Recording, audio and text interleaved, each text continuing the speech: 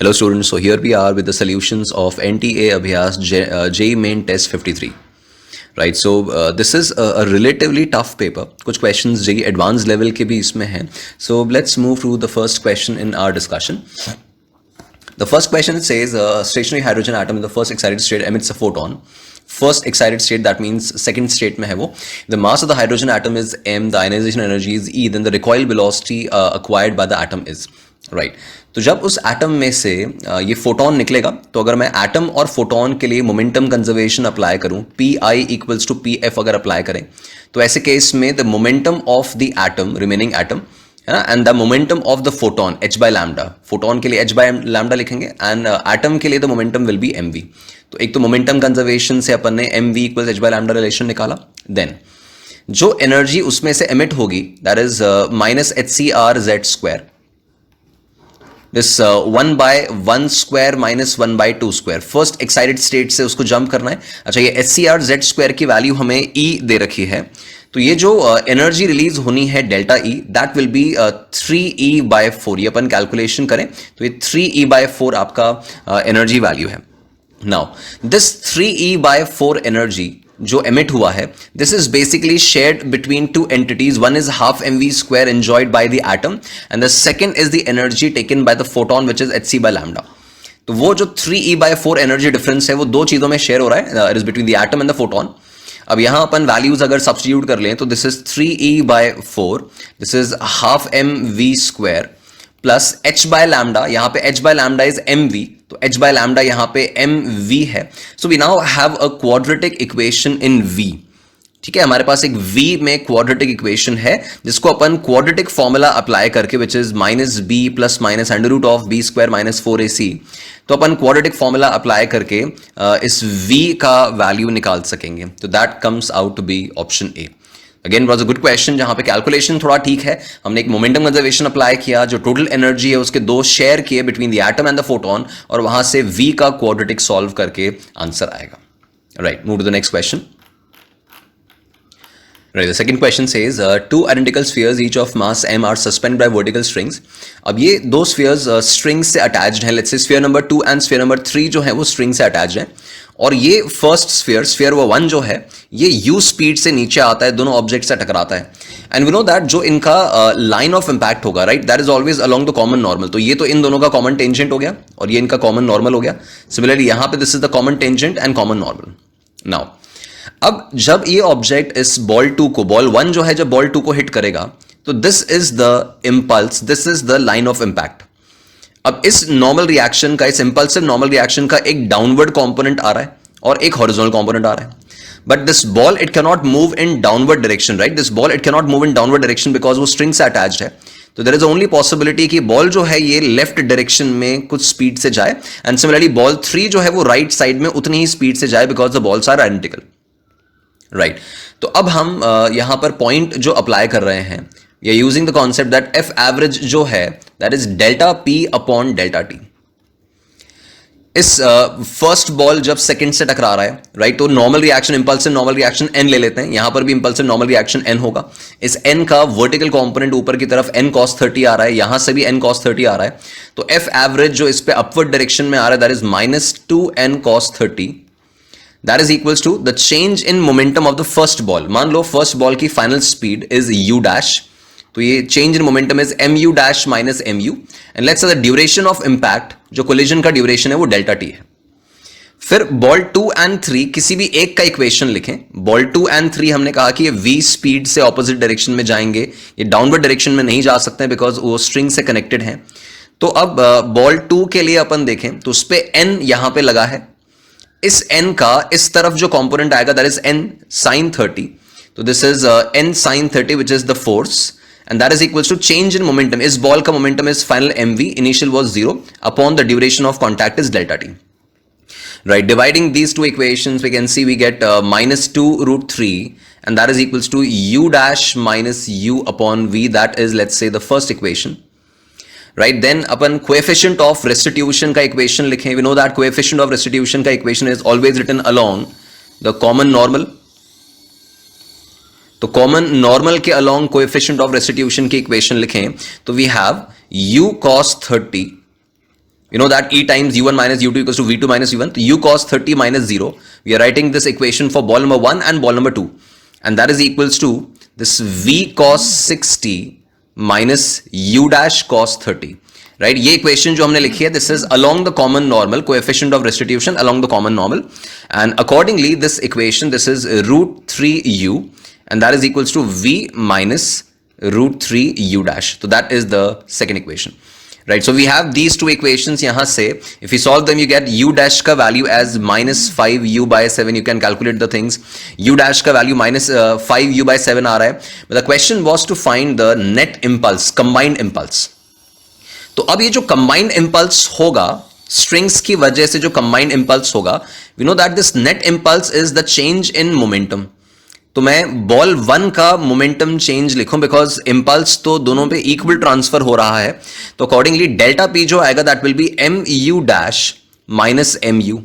तो इसमें if we substitute the value of U dash वगैरह, U substitute the value of this, तो accordingly आपका जो नेट इंपल्स होगा due to the tension, that net impulse it comes out as 12 mu by 7. Calculation part you can do, but the main concept जो यहां पर वो यही है कि one we have to write the equation as f average equals to delta p by delta t for ball number 1 and ball number 2. वहां से we get the first equation between u dash and v. Then we write the coefficient of restitution equation along the common normal. तो common normal के along मैंने u1 minus u2 equals to v2 minus v1 लिखा. We get the second equation. We solve these two equations to get the value of u dash, and then accordingly we substitute this as in I net equals to delta p. तो net impulse जो है वो delta p change in momentum से मिल रहा है, and that comes out as 12 mu by 7, which is option A. So again, it's a very very good question. बहुत अच्छा concept इसके अंदर involved है. So moving to the next question. Right. Next question में it says a bead of mass m can slide without friction, there's no friction here, along a vertical ring of radius r. Another spring constant given here is connected to the bead and the other end is fixed to the center. Initially the bead is at point A and due to a small push it starts sliding down the ring. The bead momentarily loses contact, right? अब यहाँ पे इस वाली जगह पे the normal reaction becomes zero. ये हमें question ने कहा कि यहाँ normal reaction zero हो जाएगा. At the instant the spring makes 60 degree with the vertical, right? This angle it is 60 degree with the vertical. Then the natural length of the spring निकालना है. Alright. अब ऐसे सिचुएशन में यहां पर अगर अपन ऑब्जर्व करें इसके FBD में डाउनवर्ड डायरेक्शन में we have a force mg. This angle is of course 60 degree. यहां से इस पे नॉर्मल रिएक्शन जो होगा वो अगर अपन n लगाएं तो दैट इक्वेशन, अच्छा अगेन स्प्रिंग जो है वो एक्सटेंडेड है तो स्प्रिंग इसको एक पुलिंग फोर्स लगा रहा है अंदर की तरफ, दैट इज kx. तो इक्वेशन जो आएगा that will be mg cos 60 plus kx minus n and that is equals to mv square by r. Since this block is moving along the circle तो अपने सेंट्रिबल का इक्वेशन लिखा, contact break हो रहा है तो normal reaction is zero, right? तो normal reaction zero हुआ, that becomes your first equation. Now second equation में applying that energy conservation, right? तो मैं delta u plus delta k equals to zero apply कर रहा हूं from the initial point to the final point. And we know that ऐसे cases में since यहां पर इनिशियल स्पीड जीरो है and the only force doing work is gravity, तो we can write the final speed as root two g h, right? In this diagram अगर अपन h देखें तो ऑब्जेक्ट यहां पर था इनिशियली, फाइनली यहां पर है. जो हाइट इसने डिसेंड किया है that is r minus are cos theta, right? We know it is r minus are cos theta. तो v का value we can place root two g, h की जगह we have r minus are cos 60 under root. अच्छा r minus are cos 60 is r by 2, so that comes out as root g r. तो v का value root g r आ गया. उस root g are को if we substitute here तो accordingly your के x का वैल्यू, वहां v को अपन रूट जी सब्स्टिट्यूट करें, रूट जी आर सब्स्टिट्यूट करें तो के एक्स की वैल्यू यहां पे जो आएगी that will be m g upon 2. So accordingly x का value it comes out as m g by 2k. अच्छा k क्वेश्चन में we are given as 3 mg by r, तो k को if we place 3 mg by r तो accordingly we get x का value as r by 6. Now x is r by 6, x तो extension है, ठीक है? And extension मिलाकर we have the radius, right? The natural length plus the extension is equal to radius of the sphere, we can see in the diagram. So accordingly your L का value, your natural length is r minus x and this r minus x it comes out as 5r by 6, right तो ये situation again combined situation जहां पे आप circular motion का result भी apply कर रहे हैं and also applying the result of mechanical energy conservation right then moving to the next question right again a good question based on error analysis जो पिछले टेस्ट में भी आए हैं जहां पर हमने कहा था कि डिफरेंशिएशन के थ्रू यहां पे एरर एनालिसिस मैनेज करना होता है. So this is based about the angle of minimum deviation. We are given a prism of angle 60 degree, minimum deviation 30 degree, maximum error जो है वो 1% है deviation में, and a parallel beam passed to it in the experiment. Permissible error in mu हमें निकालना है. तो permissible error in mu, that means the target is to find du. In fact, technically we need to find delta mu upon mu into 100. Right? तो यहाँ पर इस situation में we move in this way. In this case, if we write the formula for refractive index mu, so it is sine of del m plus a by 2 upon sine a by 2, right? That is our routine formula. Now, ऐसे situations में when we are given mu as a function of del, right? हमें mu का permissible error निकालना है और del का permissible error given है. So we have mu as a function of del. In that case, we differentiate. So when we differentiate this d mu upon d del, I'm differentiating refractive index formula with respect to the minimum deviation formula du by d mu upon d del. So accordingly, this is sine का differentiation ये cos कर रहा हूँ तो cos del plus a by 2 upon 2 times ये 2 का factor है तो यहाँ sin a by 2 it remains as it is. So this is d mu upon d del. So this is differentiation of refractive index with respect to the minimum deviation. Now, if we calculate the value of d mu upon mu, right? Mu का function मेरे पास already available है, इसको यहां पे place करें, तो we have cos del plus a by 2 upon 2 times sin a by 2, right? And we need to divide this complete thing with mu. If we divide this with mu, we have sin a by 2 cancelled, and we have sin del plus a by 2 here, and we have d del gone here, right? So this accordingly sin this is cancelled. So we have the result as this d mu upon mu. If we calculate, so we have the result as cot, ये half factor as it is है, cot of, because cos upon sin आ रहा है, तो cot of del plus a by 2 d del. Right now the question says a is 60 degree, theta is 30 degree, so we have del plus a by 2, del plus a by 2 as 45, so d mu upon mu we have half cot 45, we have cot 45, and that multiplied by d del, right? So accordingly if we move ahead, then we have this cot 45 as 1, d del is given as 1 degree, so we cannot place it as degrees, we'll have to place it in radians, so it is pi by 180. So we get the value of d mu by mu. So this is d mu by mu is relative error, right? We need a percentage error, so d mu by mu into 100, the percentage error, this is pi upon 360, this is pi upon 360 into 100, so that converts to 5 pi upon 18%. Right, so this gives you the option as D.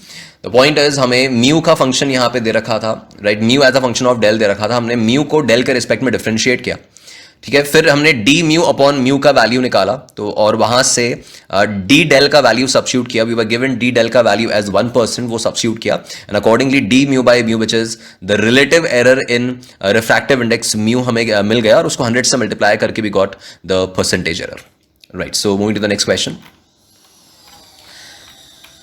Find the resistor in which the dissipated power is the greatest.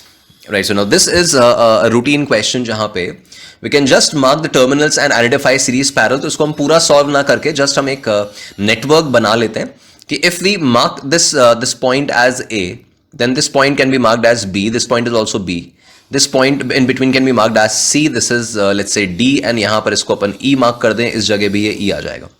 So if we redraw this network, so this network it can be redrawn as, now this is 5 ohm, this 6 and 3 both are connected across B and C. So 6 and 3 we can see they are connected across B and C. Also this 2 ohm, now this is C, यहाँ पे एक straight line wire conducting wire आ रहा है, this can also be marked as C. So this 6, 3 and 2 all 3 are in parallel. तो यहां पे we have this diagram as such. So we have this 6, 3 and 2 in parallel. Then after that we have 9 and 18. These 9 and 18, of course, again we can see that they are in parallel. So this is again connected in parallel with this 9 and 18. This is 9 and this is 18. And then we have this battery of 6 volt.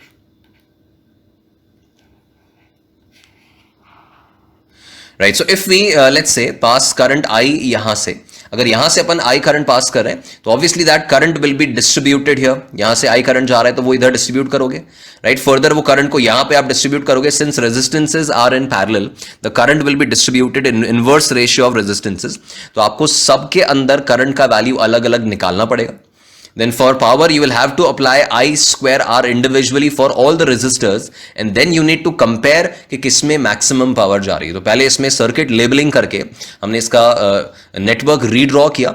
इसमें net current जो आई जा रहा है उस current का हमें splitting करना होगा. उस करंट स्प्लिटिंग से इंडिविजुअल करंट शेयर मिलेगा and then you will have to apply power equals to I square R to calculate the value of individual powers and then you need to compare to find the maximum power. That is a routine question, but हाँ calculation इसमें करना होगा. But question बहुत straightforward है जहां redraw करके काम हो रहा है. Right, so the next question. All right, fine. So in the next question, we have a non-conducting ring of mass m and radius r is charged as shown. The charge density is given. Then the electric field is switched on in I cap direction. Frictional force, हमें friction force calculate करना है. The ring starts rolling. All right. So it's a very very good question जहाँ पे कुछ multi concepts involved हैं. Now in this situation, we can see that अगर मैं इस स्ट्रक्चर में if we consider an element of angle d theta, इस diagram में आप देखें तो यहाँ अगर मैं d theta एंगल का एक एलिमेंट कंसिडर करता हूँ then of course the arc length will be r d theta. ठीक है, सेम एंगल सेम सिचुएशन अपन यहाँ पर भी कंसिडर कर रहे हैं एज d theta arc. यहाँ पे it is an angle theta और d theta एलिमेंट है. यहाँ पर भी the length is r d theta. So since the charge density is negative here, let's say we have a charge dq placed minus dq placed here and plus dq placed here. अब ये जो आप plus dq और minus dq देख रहे हैं, this forms a dipole and this dipole is placed in a uniform electric field E in I direction. So the angle between the electric field and the dipole is theta. So we can evaluate the value of torque. That value of torque acting on that small dipole we know as Pe sin theta. तो P को तो अपन लिख सकते हैं the charge multiplied by the distance between the charges 2r. ये dipole moment हो गया. P is Q into D. This is P E sin theta. E is E naught and let's say angle is theta. तो this is D torque. Now further this D torque we can write this dq. This dq will be lambda. Lambda we have charge per unit length and the length of the elements is r d theta. This multiplied by 2r E naught sin theta.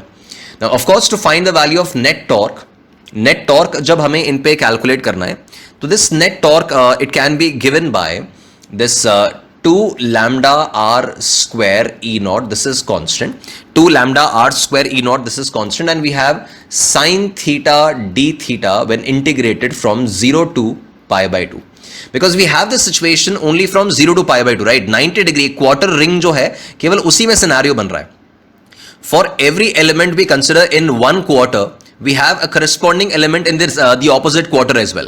तभी जाके वो dipole बन रहा है. तो इधर अगर मैं कोई dq कंसिडर कर रहा हूं तो सामने वाला dq भी कंसिडर हो रहा है. तो this gives you the net torque and this net torque when integrated limits वगैरह प्लेस करें this comes out as 2r square lambda E naught. This is net torque. Now since the object starts rolling, let's say friction इस पे जो लग रहा है that friction is in forward direction. तो इस पे अच्छा सिंस डायपोल पे we know that uniform electric field में नेट फोर्स इज 0. तो इस पे नेट फोर्स जो लग रहा है दिस इज F और एक टॉर्क जो लग रहा है वो हमने निकाल लिया. तो फॉर इट्स ट्रांसलेशनल मोशन, जब ऑब्जेक्ट आगे बढ़ेगा, रोलिंग मोशन है, कंबाइंड रोटेशन प्लस ट्रांसलेशन है, तो ट्रांसलेशन के लिए we have F equals to ma. That is our first equation let's say. And rotation के लिए we have the equation as torque जो ये लगा इलेक्ट्रिक फील्ड का माइनस फ्रिक्शन का torque, this torque minus Fr and that is equals to I alpha. तो I का value जो होगा that is mr square because we have a ring and alpha we can write it as a by r since it is pure rolling. a equals to alpha r होगा. Now when we solve these two equations, right, इन दो equations को अगर अपन solve करें, right, तो accordingly we get this torque का value as 2Fr. Right, we have this torque का value as 2Fr and then accordingly we have this torque here. ये टॉर्क हमारा यहाँ पे कैलकुलेटेड है ना. यहाँ पे अगर वो टॉर्क सब्स्टिट्यूट करते हैं तो accordingly this friction value it comes out as R lambda E naught i cap. Forward direction में लग रहा है, वहां से R lambda E naught i cap अपन ने ये फ्रिक्शन का वैल्यू निकाल लिया। तो अगेन इज जस्ट कि हमने डायपोल यहां पे कंसिडर किया, उस डायपोल पे नेट टॉर्क निकाला एलिमेंट बाय एलिमेंट इंटीग्रेट करके, फॉरवर्ड डायरेक्शन में फोर्स लिखा, ट्रांसलेशन का this is F equals to M A, rotation का net torque equals I alpha, और दोनों को कंसिडर करके सॉल्व किया तो वहां से फ्रिक्शन का वैल्यू आपका आर लैम्डा ई नॉट आ रहा है। So that comes out as option a. So again, a very good question, a very good question. Right, the next question, it says consider two identical rings of mass m, radius r fixed in a table. Right, हमें particle m जो है वो rest पे है first ring के centre पे, and we need to find the minimum projection speed. यहाँ से कितनी स्पीड मिनिमम स्पीड से प्रोजेक्ट करें so that the particle reaches the center of the second ring. Now minimum speed वाले केस में अपन जानते हैं कि यहाँ सेकेंड वाले रिंग के सेंटर पे पहुंचते पहुंचते लिमिटिंग केस में इसका स्पीड जो है वो जीरो हो जाना चाहिए, and it is a straight forward application of delta U plus delta K equals to zero. You just find the potential at the centre of the first ring. Right, we know that अगर मैं first वाले ring के centre पे net potential निकालूं तो that will be the potential created by the first ring plus the potential created by the second ring at the place of first ring. Similarly जो second वाला ring है उसके centre पे मुझे potential निकालना है, तो that will be the potential created by the second ring plus the potential created by the first ring at the centre of the second ring. तो हम पहले ये V निकाल लेंगे, 1 और 2 के सेंटर्स के बीच में ये V और V निकालिए. Accordingly we will calculate the value of delta V, the potential difference. इस डेल्टा V को हम यहां पे यूज करेंगे. We know that delta U जो होगा that will be m times delta V, and just apply mechanical energy conservation between the centres of the two rings. इन दोनों के बीच में आप मैकेनिकल एनर्जी कंजर्वेशन लगाओ. बस लिमिटिंग केस यहां पे आप स्पीड जीरो कंसिडर कर लो, तो accordingly we can solve the situation. तो for the detailed result you can obviously just observe the solution given by NTA, but theme जो यहाँ पे होगा वो ये होगा कि आप दो पॉइंट्स के बीच में मैकेनिकल एनर्जी कंजर्वेशन लगा के मिनिमम स्पीड का वैल्यू या यू का वैल्यू निकाल सकते हैं. तो this is again an easy question, basic question था, तो बहुत स्पेशल कुछ भी नहीं है इसमें. राइट, देन 8th question में it says two metal rods of same length and same cross section are fixed end to end between rigid supports. Now rigid supports जैसे ही आता है, we know that rigid support के बीच में जब उसका length वगैरह change नहीं होता है, तो जो थर्मल स्ट्रेस का फॉर्मूला है, that thermal stress F by A जो आता है, that is Y alpha delta T. ये एक स्टैंडर्ड रिजल्ट है जो ऑब्वियसली आपको याद होगा. दैट मीन्स दोनों तरफ से जो फोर्स लगेगा that force will be Y alpha delta T times A. That is the force जो दोनों तरफ से अप्लाई होगा जो दो रिजिड सपोर्ट के बीच में रॉड्स हैं. Now we have two metal rods. यहां पे ये दो मेटल रॉड्स कंसिडर कर रहे हैं. Here is a joint here बीच में, और यहां पे फिर ये रिजिड सपोर्ट्स हैं. And the question says y1 y2 alpha 1 alpha 2 given, the junction between the rods does not shift. तो this junction will not shift, it will be in equilibrium when the tension in both the rods is the same. यहां पे जो tension generate हो रहा है या जो force generate हो रहा है या फिर ये जो टेंशन यहां पे जनरेट हो रहा है, that should be the same. तो दोनों एंड्स से जो फोर्स दोनों पे लग रहा है, राइट, हॉरिजॉन्टल फोर्स जो दोनों पे लग रहा है F1 F2, वो मैच करना चाहिए. So we have this formula here for F. Accordingly, if we equate, we have y1 alpha 1, delta T is common, A is common, and that is equals to y2 alpha 2. Again, delta T common है, A दोनों का same है. तो we have the result as y1 alpha 1 equals to y2 alpha 2. ये एक important result है जो आपको थर्मल स्ट्रेस वाला याद रखना, एक स्टैंडर्ड रिजल्ट होता है. बस हमने यहां पे ये बोला कि since the equilibrium point of this junction, since junction move नहीं कर रहा है तो दोनों में फोर्स बराबर होगा. हमने फोर्स इक्वेट किया and the result is y1 alpha 1 equals y2 alpha 2. So again, this is an easy question. Fine, moving to the next question, question number 9th. Right, 9th question में it's on thermodynamics. Two cylinders A and B fitted with piston contain equal amount of ideal gas, diatomic gas. Piston A is free to move. Now free to move मतलब isobaric process होगा. B is held fixed मतलब isochoric process होगा. दोनों को same amount of heat given है. Right, तो accordingly अगर मैं QA and QB equate करता हूँ, तो सिंस फ्री टू मूव है पिस्टन पहले केस में, तो इट्स एन आइसोबारिक प्रोसेस. तो आइसोबारिक में आपका वैल्यू जो बनेगा that will be n, since equal amount of gas है तो n बराबर है, तो NCP delta TA, this is delta TA in the first container, and this is equal to second वाला जो है that is held fixed. Held fixed मतलब isochoric. Isochoric तो वर्क डन जीरो, और वर्क डन जीरो हुआ तो Q का value delta U के बराबर है. और डेल्टा यू हो जाएगा आपका N C V delta T, delta T हमें बी का लेना होगा। अच्छा, फर्दर इसमें अपन इक्वेट करें तो ये n कैंसिल हो गया बिकॉज इक्वल अमाउंट था, so we have this delta T B, because b का मुझे टेम्परेचर चेंज निकालना है, तो that is equals to cp upon cv times delta T A. cp by cv is gamma, it is diatomic, तो gamma is 1.4, जो substitute करें तो this is 1.4, पहले का टेम्परेचर चेंज 30 है, तो accordingly this value it comes out as 42 kelvin. So it's a very easy question, straightforward था, दोनों का क्यू इक्वेट करना था और अकॉर्डिंगली वहां से डेल्टा टी भी निकाल लिया। तो ये तो एक बिल्कुल स्ट्रेट फॉरवर्ड क्वेश्चन है। राइट देन, रूटीन डायग्राम जो मल्टीपल टाइम्स अलग अलग एग्जामिनेशंस में देखा गया, the resultant force on the current loop P Q R S due to the long current carrying conductor will be. Right, तो एक wire हमें गिवन है, we know that the force per unit length, जो force per unit length F by L होता है, that is mu not I one I two upon 2 pi d, right? It is mu naught I1 I2 upon 2 pi d, d is the gap between the wires. तो ऐसे case में we can see there will be a force on wire PS, since इसमें और इसमें we have like currents, तो like currents में तो ये अट्रैक्शन हो जाएगा लेफ्ट में, और फिर यहां पे इस वाले वायर में और ये वाले वायर जो हैं इनमें अनलाइक करंट्स हैं, तो unlike currents they will repel. तो the force on the net force जो होगा लूप पे, that will be the force exerted on PS minus the force exerted on RQ. Obviously PS वाला वायर क्लोजर है तो उस पर फील्ड स्ट्रेंथ ज्यादा असर करेगी, ज्यादा फोर्स लगेगा, तो we have the result as, अब जब ये वैल्यूज में लिखूंगा we can write it as mu naught I1 I2, तो mu naught I1 I2 upon 2 pi, ठीक है, this will be constant, and since ये नेट फोर्स निकल रही है तो लेंथ से भी मल्टीप्लाई होगा, और ब्रैकेट में अंदर अपन देखें तो we have 1 upon D minus 1 upon D plus L. तो d तो हो गया इनिशियली इन दोनों के बीच का गैप, ये d, और लास्ट में फिर ये l भी फर्दर ऐड हो जाएगा, this distance is d plus L. तो अकॉर्डिंगली इसमें अपन वैल्यूज वगैरह सब्स्टिट्यूट करें, आपको सारी वैल्यूज म्यू नॉट की I1 I2 L वगैरह सब गिवन है, और वहां से अपन सॉल्व करें तो your answer it will B 5 into 10 to the power minus 4। Calculation वगैरह आप कर लेंगे, बट थीम यहां पर यही है स्ट्रेट फॉरवर्ड कि force per unit length of the wire हमें पता है, हम नेट फोर्स निकाल लेंगे लेंथ से मल्टीप्लाई करके, PS पे फोर्स लेफ्ट में आएगा, RQ पे फोर्स राइट में आएगा, और दोनों के फोर्स को सब्ट्रैक्ट करके you can find the net force on the loop. तो again it's a very straight forward, very easy question जो बेसिक रूटीन कॉन्सेप्ट्स पर इन्वॉल्व है। Right, now the next question, it says a particle is projected with velocity 2 root gh so that it just clears 2 walls of equal height h which are at a distance 2h from each other. What is the time interval of passing between two walls? तो अब this is again a very good question and a calculation based question basically. तो अगर मैं ऐसा ये इसका projectile path बना लूं, and let's say ये वो दो पॉइंट्स हैं, two walls of equal height h, ये एक वॉल है h हाइट का and this is another wall of the same height h which are at a distance 2h। तो दोनों के बीच में जो गैप है ये गैप हमें 2h दे रखा है। What is the time interval of passing between the walls? तो यहां से इस वाली जगह से यहां तक पहुंचने में कितना टाइम लगा वो हमें फाइंड आउट करना है।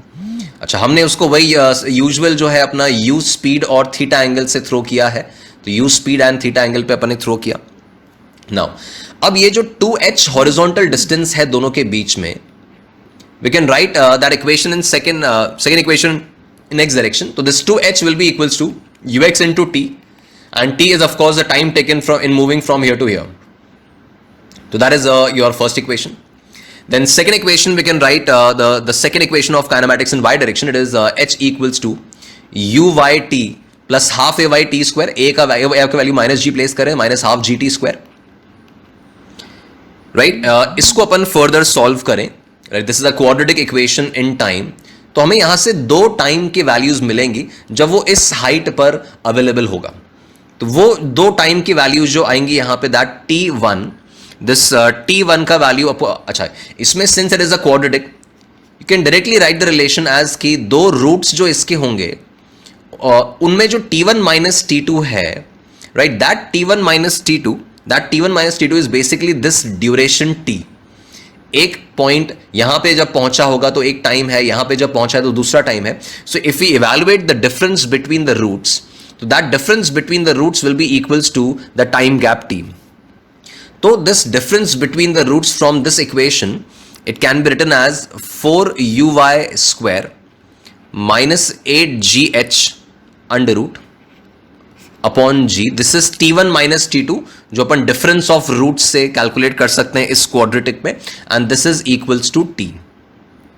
ठीक है, अब यहां से इसको फर्दर सिंप्लीफाई करें तो यू वाई स्क्वायर की वैल्यू हमारे पास आ जाएगी, तो दैट यू वाई स्क्वायर का value it is G square T square upon 4 plus 2gh, this is U Y square. यहां से अपन देखें तो इस इक्वेशन से we have the value of U X square as well, तो यू एक्स स्क्वायर का value it is 4h square upon T square, this is U X square. We know the initial speed here, right, तो accordingly this U X square plus uy square, ux square plus uy square will be equals to u square। तो ux square का value तो हो गया 4h square by t square, uy square का value it will B g square t square by 4 plus 2gh and that will be equals to u square, वो given speed का square करें तो is 4gh। तो ये complete आपका T square में quadratic बनेगा and you will have to solve that quadratic. उसमें कोई इलाज नहीं है, आपको उसको क्वाड्रेटिक को सॉल्व करना है कंप्लीट, और वो क्वाड्रेटिक को सॉल्व करके आप फाइनली टी का वैल्यू निकाल सकेंगे as 2 under root H by G, right. तो ये आपका सिचुएशन ऐसा ही है कि अपन ने एक तो एक रिजल्ट एक्स डायरेक्शन के लिए लिखा, एक वाई डायरेक्शन के लिए लिखा। So we have a quadratic in T, इसमें डिफरेंस ऑफ रूट्स का फॉर्मूला लगाया, वो difference of roots T1 T2 जो है वही टाइम गैप T था, वो डिफरेंस ऑफ रूट्स निकाला, उसको T से इक्वेट किया, वी हैव द रिजल्ट। फिर यहां पे क्वाड्रेटिक अपन ने फॉर्म किया, उस क्वाड्रेटिक को अपन ने सॉल्व किया to find the value of T। Further calculations के लिए जो exact calculation you can refer the solution given by NTA, but theme जो है वो यहां पर इस वे में क्वेश्चन को सॉल्व करना है, right. Moving to the next question, right. अब इस क्वेश्चन में so basic laws of motion situation, there is a trolley in which there is a fixed incline plane, right. Incline plane fixed है, smooth block है, F1 F2 force apply किया, तो if we draw the free body diagram of the trolley, इस trolley का FBD बनाए तो यहां से एक फोर्स F1 इस पे लग रहा है, इधर से एक फोर्स F2 लग रहा है, और ये जो इंक्लाइन प्लेन है, इस इंक्लाइन प्लेन पे एक ब्लॉक प्लेस्ड है, और वो ब्लॉक जो होगा वो इस पे नॉर्मल रिएक्शन यहां पे N लगाएगा। अच्छा, this angle we are given 37, normal reaction जो इंक्लाइन प्लेन पे लगेगा, incline plane ultimately is a part of the trolley itself. तो अब इसका जो इक्वेशन बनेगा, since we are given that the trolley is placed on this smooth surface, assume there is no friction between the trolley and the horizontal ground।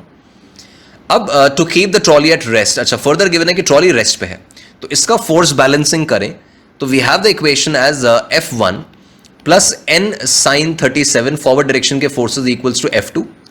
तो accordingly this F1 minus F2 it comes out as minus N sine 37, ठीक है।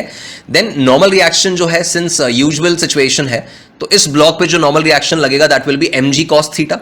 तो this F1 minus F2 equals minus N की जगह मैं mg cos 37 रख रहा हूं, और बाहर एक साइन 37 वाला फैक्टर ऑलरेडी है। When this is calculated, values वगैरह सब्स्टिट्यूट करें, this comes out as minus 24 newton. So it's a very straight forward question जो इसके अंदर गिवन है। Accordingly the result is minus 24 newton, option C.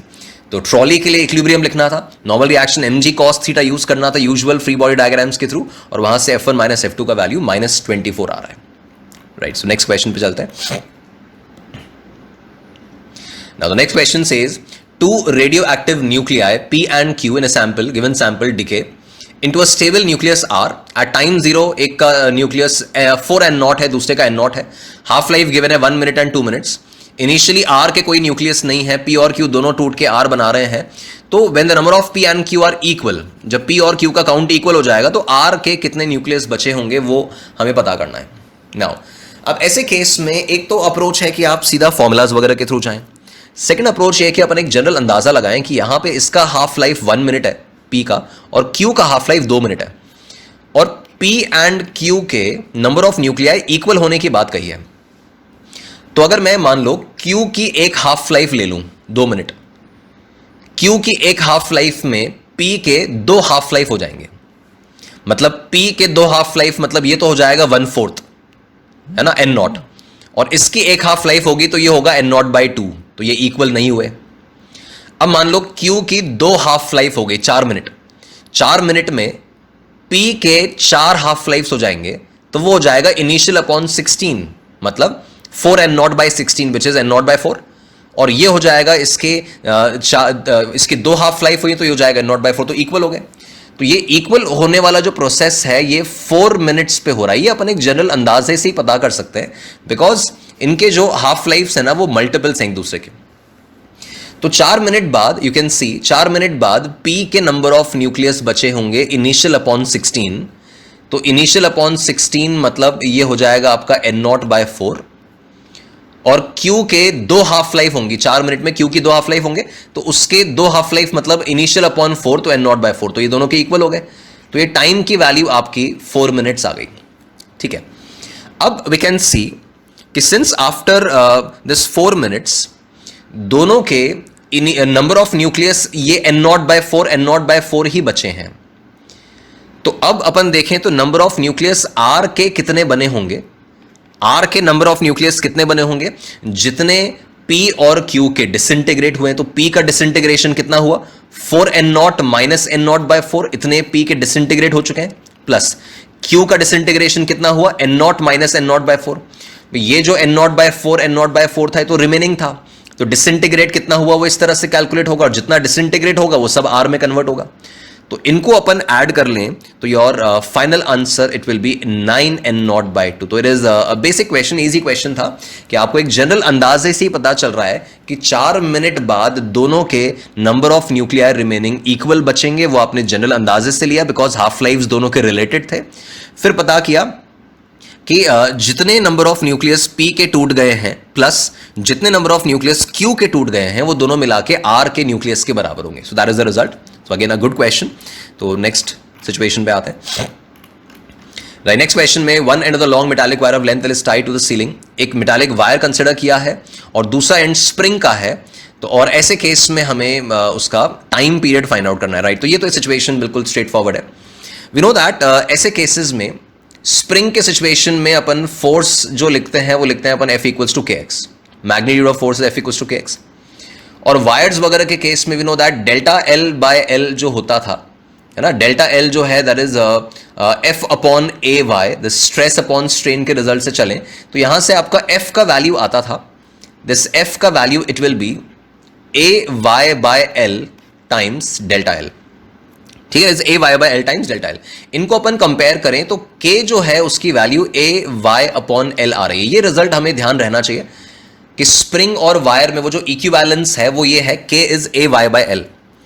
तो अब जब K AY/L है तो ये एक वायर है और उसके नीचे स्प्रिंग है, तो दोनों सीरीज कॉम्बिनेशन हो गए। सीरीज कॉम्बिनेशन में K equivalent it is K1 K2 upon K1 plus K2, ये अपना सीरीज इक्विवेलेंट का रिजल्ट है। तो वो K इक्विवेलेंट अपन निकाल लेंगे, K1 K2 दोनों पता है। स्प्रिंग के लिए तो K ये रहा, वायर के लिए K अपन ने निकाल लिया, उससे K इक्विवेलेंट आएगा। एंड देन टाइम पीरियड का जो अपना स्टैंडर्ड रिजल्ट है it is 2π√of m/K equivalent में प्लेस करके we can find the result as option B. तो अगेन ये एक इजी क्वेश्चन था, स्ट्रेट फॉरवर्ड क्वेश्चन था कि वायर का K इक्विवेलेंट निकालना है ना। फिर उसके बाद सीरीज कॉम्बिनेशन है तो अपन ने इक्विवेलेंट स्प्रिंग कांस्टेंट निकाला और टाइम पीरियड के फॉर्मूले में सब्स्टिट्यूट किया। Right, moving to the next question. Right, next question में इलेक्ट्रिक बल्ब और power 30 pi watt has an efficiency of 10 ohm. अगर एफिशिएंसी 10 ओम है can be assume to behave like a point source, distance 3 meter पे जाके peak value of electric field निकालनी है। अब इस तरह का क्वेश्चन अगेन है रूटीन थ्योरी का ही, इंटेंसिटी पर बेस्ड है। तो जितना पावर ये एमिट करेगा वो उसकी कंज्यूम्ड पावर का 10% ही है। तो 10% ऑफ 30 पाई वो एमिट कर रहा है, तो this it comes out as 3 pi watt. ये तो पावर आ गया। Now we know that intensity जो होता है that is power upon area, और पॉइंट सोर्स में एरिया लेना पड़ता है 4πr²। तो पावर की value we have 3 pi, 4πr² में we have radius 3 meter distance में देखना है तो this is 3²। Pi further cancel हो जाएगा, एक 3 कैंसिल हो जाएगा, तो we have 1/12 watt per meter square as the intensity. तो 3 मीटर दूरी पर इंटेंसिटी इतनी है। अब इंटेंसिटी को वो इलेक्ट्रिक फील्ड वाली चीज से रिलेट करने का स्टैंडर्ड रिजल्ट होता है, इट इज ½ ε0 E²। ये तो आपका एनर्जी डेंसिटी हो गया, energy per unit volume, and that multiplied with speed of light. तो इंटेंसिटी यहां पर हमें फाइंड आउट कर लिया अपन ने। राइट। स्पीड ऑफ लाइट यहां पे नोन है, एप्सिलॉन नॉट हमें गिवन है, अप्रोक्सीमेट लेना है। तो यहां पे जब सब्स्टिट्यूशन करोगे तो यहां से इलेक्ट्रिक फील्ड का वैल्यू इवैल्यूएट किया जा सकता है एज 100/9√2 वोल्ट पर मीटर। बस बेसिक क्वेश्चन यही था कि पहले अपन ने एफिशिएंसी यूज कर ली तो उससे पावर एमिटेड आ गया। तो एमिट ये पी डैश हो रहा है 3 pi, intensity is power upon area, वहां से इंटेंसिटी पता की। और ये रिजल्ट आपको याद रहना चाहिए कि इंटेंसिटी जो है that is half epsilon naught E square energy density multiplied by C. That is basically intensity is energy density जिसको स्मॉल यू से रिप्रेजेंट करते हो, that small U multiplied by C, वो इंटेंसिटी का एक स्टैंडर्ड रिजल्ट है। तो यहां से इलेक्ट्रिक फील्ड की वैल्यू आ जाएगी। तो this is again basic question, easy question था। नेक्स्ट क्वेश्चन में चलते हैं।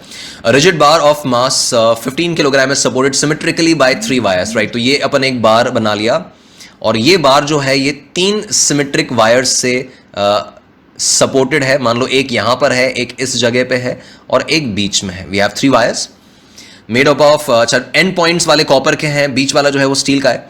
Tension in each wire is the same, तो ऑब्वियसली सिमेट्री है तो वो तीनों वायर्स में टेंशन सेम होना भी था। The ratio of diameter of copper wire to the diameter of steel wire.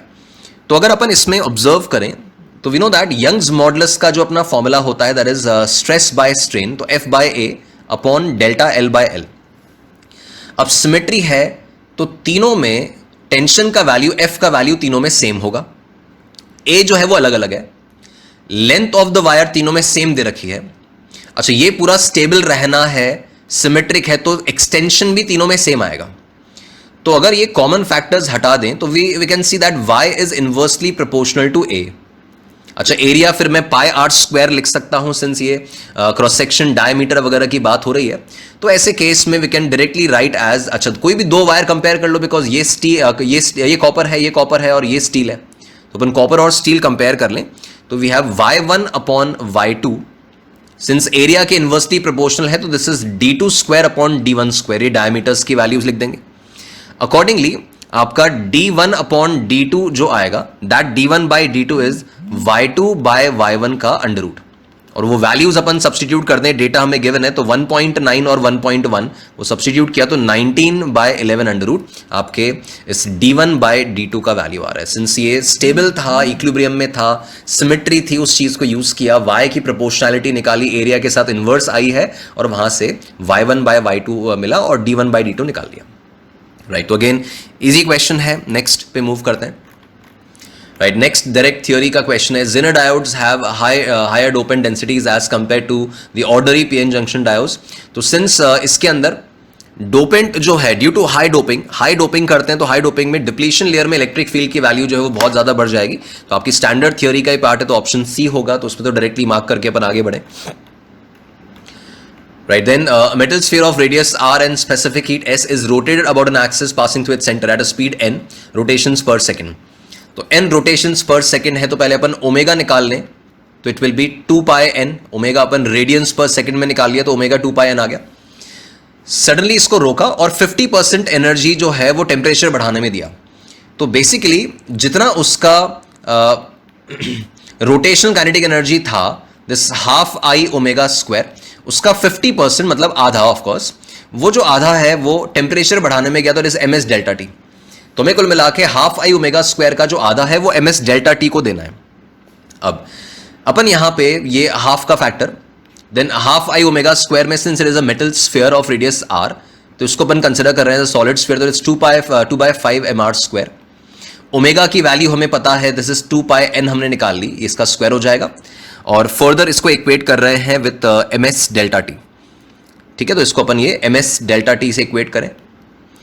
Then हमें राइज इन टेम्परेचर इसका पता करना है, स्पेसिफिक हीट हमें इसका गिवन है तो यहां से इसको फर्दर सॉल्व किया जाए तो आपका डेल्टा टी का जो वैल्यू आएगा it is 2 pi square n square r square upon 5s। तो that comes out as the change in temperature which is given in option A. तो अगेन एक रूटीन प्रॉब्लम था, स्टैंडर्ड सिचुएशन था, कोई बहुत डिफिकल्टी लेवल नहीं है, तो इजी क्वेश्चन की कैटेगरी में इसको रखेंगे अपन। नेक्स्ट पे मूव करते हैं। नेक्स्ट क्वेश्चन में हमें डायमेंशनल फॉर्मूला फ्लक्स का पूछा है, तो खैर बहुत स्ट्रेट फॉरवर्ड क्वेश्चन है। आप सीधा क्या करोगे, जो इंड्यूस्ड ईएमएफ होता है वो -N/d∅/dt होता है आपके फैराडेज लॉ के हिसाब से।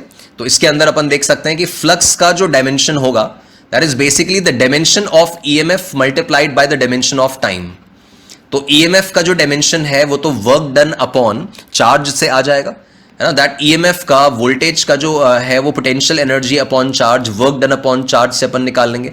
तो इसका डायमेंशन तो वर्क डन अपॉन चार्ज से आ रहा है, इसका डायमेंशन टाइम प्लेस करोगे और अकॉर्डिंगली अपन आंसर निकाल सकते हैं। तो ये तो बिल्कुल सीधा क्वेश्चन है आपके फ्लक्स का, राइट।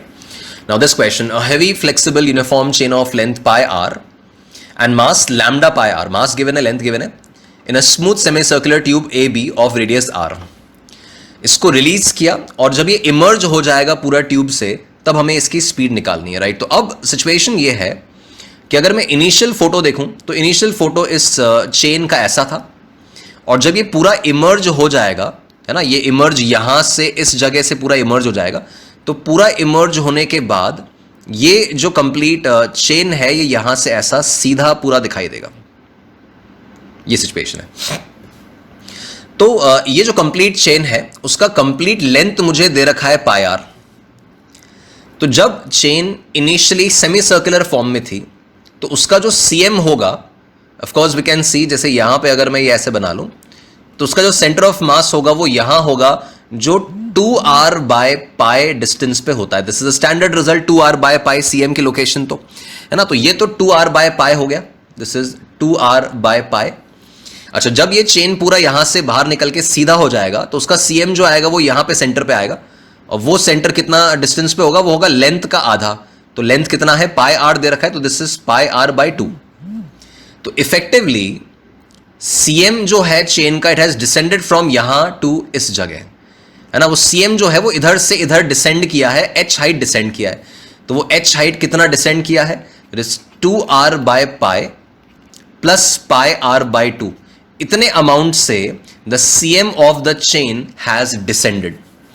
अब we apply mechanical energy conservation for this scenario. तो इनिशियल स्पीड 0 थी, है ना, इनिशियल स्पीड 0 है, तो we can apply this v equals to √2gh। सीधा रिजल्ट अप्लाई करूं तो accordingly it is 2g, h की जगह मैं ये प्लेस कर रहा हूं, तो we have 2r by pi plus pi R by 2 under root. ठीक है, ये वैल्यू अगर अपन सब्स्टिट्यूट करें तो उसके हिसाब से आप देखो 2gr इसमें कॉमन आ रहा है, and this is 2 bye pi plus pi by 2, ये ऑप्शन सी से मैच कर रहा है। तो बहुत अगेन बेसिक क्वेश्चन था, बस सिंपल सा ये पॉइंट ऑब्जर्व करना था कि इसमें सेमी सर्कुलर जब ये है तो centre of mass 2r by पाई पे होता है यहां सेंटर से, और उसके बाद में सेंटर ऑफ मास इस जगह पे आ गया, तो टोटल सेंटर ऑफ मास अपनी इस पोजीशन से इस पोजीशन तक डिसेंड किया है, एच से डिसेंड किया है, वो एच मैंने निकाला और सीधा मैकेनिकल एनर्जी कंजर्वेशन का result v equals to √2gh लगाया, बिकॉज इनिशियल स्पीड 0 थी और वहां से फाइनल स्पीड हम लोग कैलकुलेट कर सके, right. That is the solution of this question. Moving to the next question now, right then अब इस numerical value question में we can see that a rectangular tank filled with some liquid is accelerated along a horizontal surface at 40 by 3 meter per second square. Inside the liquid a laser pointer is fixed at the center of the tank, which shoots a thin laser beam in the vertical upward direction. If after refraction of the liquid surface the laser beams moves along the surface of the liquid, right. तो अब we know that जब एक container के अंदर पानी भर के, liquid भर के उसको एक्सेलरेट करते हैं तो उसका सरफेस जो है वो एक पर्टिकुलर एंगल पे ऐसे टिल्ट हो जाता है, एंड वी नो दैट उसका जो एंगल है, जिस एंगल से वो टिल्ट हो जाता है theta, that angle theta, we know this result, this tan theta equals to a by g। ये तो स्टैंडर्ड रिजल्ट है। अच्छा, a का वैल्यू 40 by 3 यहां प्लेस कर रहा हूं, तो उसके हिसाब से आपका ये 40 by 3, g को 10 लिया तो tan थीटा 4 by 3 आ रहा है। अब it says that light beam जो है वो यहां से वर्टिकली अपन ने भेजा, ठीक है, और बाहर सरफेस को ग्रेज करते हुए निकला। तो ये तो बिल्कुल सिंपल सा पॉइंट है कि अगर इसको अपन ने वर्टिकली अगर भेजा है और वो ग्रेज करते हुए अगर निकला है तो ऐसे सिचुएशन में उसको क्रिटिकल एंगल पे भेजा होगा। नॉर्मल के साथ अपन देखें यहां पे ये एंगल थीटा है, this will be 90 minus theta, तो ये एंगल वापस से थीटा हो जाएगा। तो अगर ये ग्रेज करते हुए बाहर गया है, इसका मतलब ये जो थीटा है ये थीटा सी ही है, और थीटा सी के लिए अपन क्या जानते हैं, क्या होता है, that sine theta C, this sine theta C is 1/n, बाहर एयर है, तो tan थीटा मेरे पास 4/3 है। अगर tan थीटा 4/3 है तो साइन थीटा जो होगा that will B of course 4/5। तो दिस 4/5 का वैल्यू आपका 1/n आ रहा है, अकॉर्डिंगली n का वैल्यू आपका 5/4 आ जाएगा, दैट रिजल्ट इज 1.25, तो that is the correct answer. तो सिंपल है, आपके फ्लूइड्स और ऑप्टिक्स को मर्ज किया है, बट प्रॉब्लम इजी है कि आपने tan theta equals to a/g लगाया, ऑब्जर्व किया कि सिंस बाहर ग्रेस करता हुआ जा रहा है, इसका मतलब ये क्रिटिकल एंगल पे भेजा है, तो थीटा c के बराबर है, तो sin थीटा c 1/n होना चाहिए, n इज रिफ्रैक्टिव इंडेक्स, तो यहां से n की वैल्यू 5/4 आ रही है। तो again an easy question. Next question now, right, question 23 में it says a uniform ball of radius small r is placed on the top of a sphere of radius capital R, it is given a slight push, वो starts rolling, right, roll करता हुआ जा रहा है, the spin angular velocity when it breaks off is given by this and we need to find the value of p and q। okay, तो अब ऐसे case में लेट्स से ये हमें वो स्फीयर गिवन है जिस पर वो ऑब्जेक्ट रोल करेगा, ठीक है, यहां वर्टिकल डायरेक्शन से उस स्फीयर का जर्नी स्टार्ट हुआ था और यहां हॉरिजॉन्टल देखें अपन, तो इस जगह से किसी थीटा एंगल पे, यहां पे किसी थीटा एंगल पे इस बॉल का कांटेक्ट लूज हुआ होगा। तो ये जो बॉल का सेंटर ऑफ मास है, इस बॉल का जो सेंटर ऑफ मास सेंटर से कितने डिस्टेंस पे है, it is r plus R, वो स्फीयर का रेडियस प्लस वो बॉल का रेडियस। तो ऐसे सिचुएशन में वी कैन सी कि यहां पे जब कांटेक्ट लूज हो रहा है तो नॉर्मल रिएक्शन 0 है। Along with that we can observe कि इस बॉल पे डाउनवर्ड डायरेक्शन में एक फोर्स लग रहा है, दैट इज mg, ठीक है, तो इस पे अपन सेंट्रीपिटल का इक्वेशन लिखें तो it will be mg cos theta and that is equals to mv square upon जिस रेडियस में उसका cm घूम रहा है वो r प्लस आर होगा, तो mg cos theta equals to mv square upon r plus R is one equation. अब ऐसे केस में जब ये ऑब्जेक्ट यहां से डिसेंड करके उधर गया होगा, वी नो दैट जितना हाइट से वो डिसेंड किया है वो हमारा स्टैंडर्ड होता था r minus are cos theta, तो ये हो जाएगा r minus are cos theta में वो रेडियस की जगह तो r प्लस आर लेना पड़ेगा and that into 1 minus cos theta, that will be the height descended. So accordingly अगर मैं इसमें मैकेनिकल एनर्जी कंजर्वेशन लगाऊं तो that will be written as mgh, जितना ये डिसेंड किया, पोटेंशियल एनर्जी जो लूज किया, and that is equals to half mv square plus half i omega square, because ऊपर वो बॉल जो है वो रोल कर रहा है, रोलिंग है तो ट्रांसलेशनल प्लस रोटेशन दोनों एनर्जी लेनी पड़ेगी। Further we can see since ये प्योर रोलिंग वाली सिचुएशन है तो ओमेगा को अपन v बाय आर लिख सकते हैं, तो यहां से mg, राइट, h की जगह मेरे पास ये वैल्यू अवेलेबल है r plus R into 1 minus cos theta and that is equals to half mv square half i omega square. ये अगर मैं ऐड करूंगा, है ना, यहाँ पे i की वैल्यू अपन प्लेस कर दें, ओमेगा को अपन v बाय आर प्लेस कर दें, तो अकॉर्डिंगली आपका ये वैल्यू जो आएगा that will B 7/10 mv square. So that is one result. Now अब इस केस में अपन ऑब्जर्व करें कि ये mgh जो है यहां mv स्क्वायर का वैल्यू इधर से इस इक्वेशन से पिक किया जाए तो यहां से mv स्क्वायर बाय आर का वैल्यू मेरे पास अवेलेबल है, तो इधर मैं ये mg h की वैल्यू प्लेस कर रहा हूं r plus R into 1 minus cos theta and this is 7/10 mv square, तो उधर mv स्क्वायर की वैल्यू है आपकी r plus R and that into mg cos theta, तो उसके हिसाब से r प्लस आर वर्ग कैंसिल हो जाएगा और सॉल्व करें तो cos थीटा की वैल्यू जो आएगी, मतलब जिस थीटा पे वो अपना कॉन्टैक्ट लूज कर रहा है दैट इज 10/17, तो ये cos थीटा की वैल्यू आई।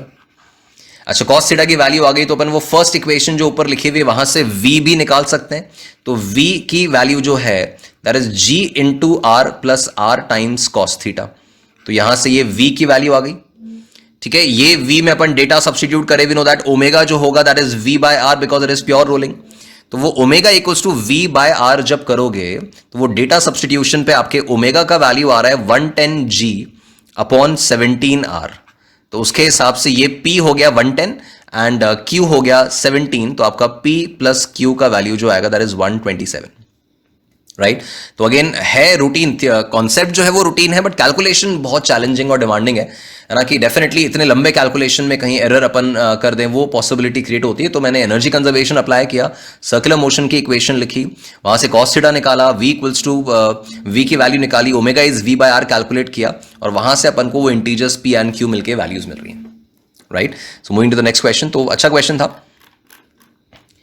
नेक्स्ट क्वेश्चन पे चलते हैं, तो is related with some YDSC thing, हाँ मिरर वाला पॉइंट है, राइट। तो अब इस सिचुएशन में a plane mirror of length 30 centimetre is placed horizontally along the vertical screen and all, ये सब गिवन है and we need to find the number of complete bright fringes, कितने ब्राइट फ्रिंजेस बनेंगे वो निकालना है। अब यहां से ये एक ऑब्जेक्ट हमने रखा था, मान लो ये P है, तो इसकी जो इमेज बनेगी, we know that basic mirror theory के हिसाब से इमेज जो बनेगी वो यहां बनेगी P', तो ये P और P डैश जो होंगे ना, ये हमारे स्लिट्स की तरह बिहेव करेंगे एज S1 एंड S2। यहां से लाइट गई है तो जितना एंगल ये होगा उतना एंगल ये होगा, एंगल ऑफ इंसिडेंस रिफ्लेक्शन। तो यहां पर भी वी कैन ऑब्जर्व कि दिस एंगल ये वाला and this angle they will be equal. तो यहां पर इफ दिस इज लेट्स से थीटा, तो इस ट्राइंगल में मैं tan थीटा लिख सकता हूं, that tan theta is y upon 30, ठीक है। एंड इस वाले में ये भी एंगल थीटा ही है, तो यहां पे अपन tan थीटा लिख सकते हैं 2 mm है, तो इसको 0.2 लिख दिया, तो 0.2 अपॉन 20। तो उसके हिसाब से आपकी y की वैल्यू, एक तो बात ये y की वैल्यू आ गई 0.3, ठीक है, 0.3 सेंटीमीटर, तो इट इज 3 mm। तो ये y की वैल्यू आ गई। नाउ अब अपन फ्रिंज विड्थ निकालने, अब तो ये पूरा YDSC जैसे ही हो गया। तो अपन अगर फ्रिंज विड्थ निकालने, we know that fringe width जो होता है that is lambda D by D. तो लैम्डा मुझे गिवन है 6400 एंगस्ट्रॉम, ठीक है। कैपिटल डी जो होता है वो स्क्रीन और इनके बीच में गैप होता है, स्क्रीन और स्लिट्स के बीच में, वो 50 सेंटीमीटर है, तो that will be 0.5 metre. Upon small D जो होता है, we know it is the gap between S1 S2, तो वो 4 mm हो जाएगा, तो that will be 4 into 10 to the power -3 metres.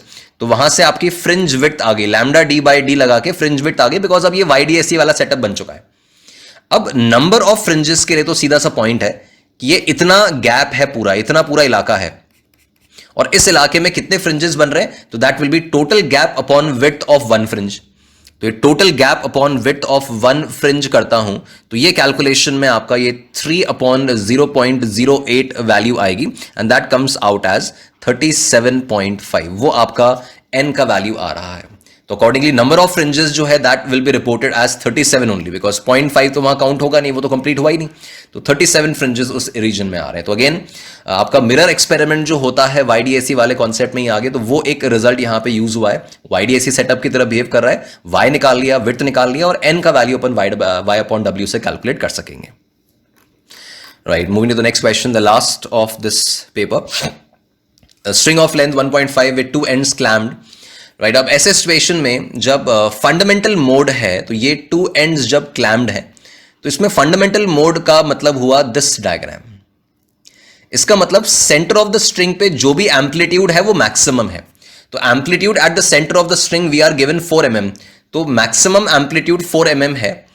अब अपना जो स्टैंडिंग वेव का इक्वेशन जो होता है ऐसे डायग्राम के लिए, it is y equals to 2a sin kx cos omega T. ये अपना स्टैंडर्ड इक्वेशन होता है, जिसमें एम्पलीट्यूड का जो रोल है a डैश, वो एम्पलीट्यूड है 2a sin kx।